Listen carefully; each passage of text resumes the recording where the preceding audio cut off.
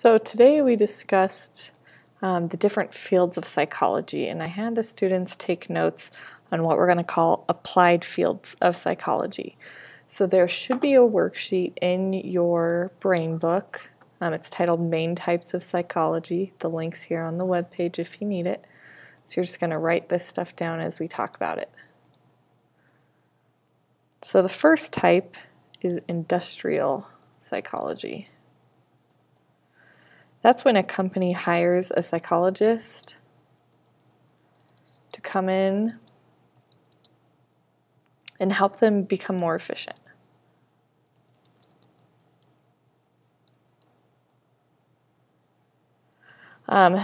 Companies do this because there's better ways to organize people and like the way that they think. Our new schedule is a great example of this.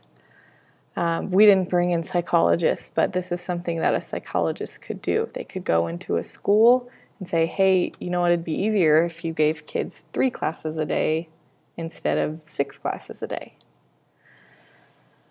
Next we have human psychologists. They find ways to design new products that people are attracted to. Pepsi is a great example of this. Somebody designed the Pepsi logo because that's what people were drawn to. It could have been the colors, the shapes. Somewhere a psychologist decided that was the best product for Pepsi. Next we have a community psychologist. This works on social systems, so trying to improve people within the community. The Boys and Girls Club is a great example of this. This is considered psychology because the Boys and Girls Club, before it was formed, decided that there's this group of youth that for whatever reason are being forgotten about, and Boys and Girls Club helped give them structure so that they could grow up to be better people, essentially. Next we have forensic. These are the guys like on Bones, the TV show. They deal with the criminal justice system.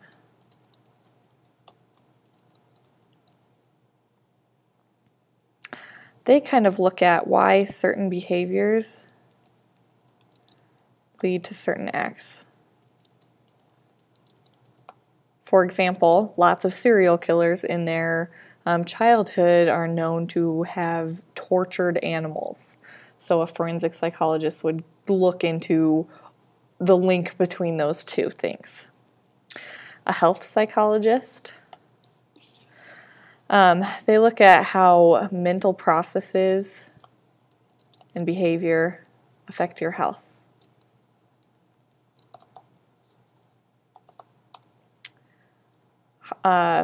Stress is a great example of this. How does stress, something that your brain goes through, affect your health?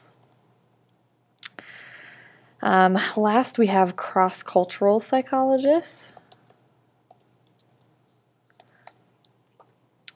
They look at behavior and mental processes under different cultural conditions.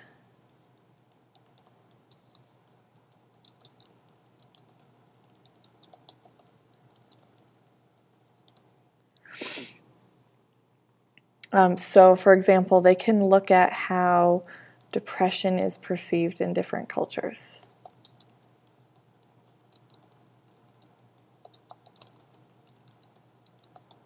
For example, one culture, I'm not quite sure which one it is, but one culture sees depression as being linked to having demons. So someone who's depressed and sad is supposedly has a demon inside them. That's it for the notes. The next thing we started to work on, we went to the computer lab and we worked on this I want to be a assignment. So all you're going to do is you're just going to pick a field of psychology, either an applied field or one of the ones off of the chart. You're going to pick a career that you would see in that, and then you're just going to answer these 4 questions. And we will finish this the next time that I see you. So if you work on, I would maybe get through questions 1 and 2.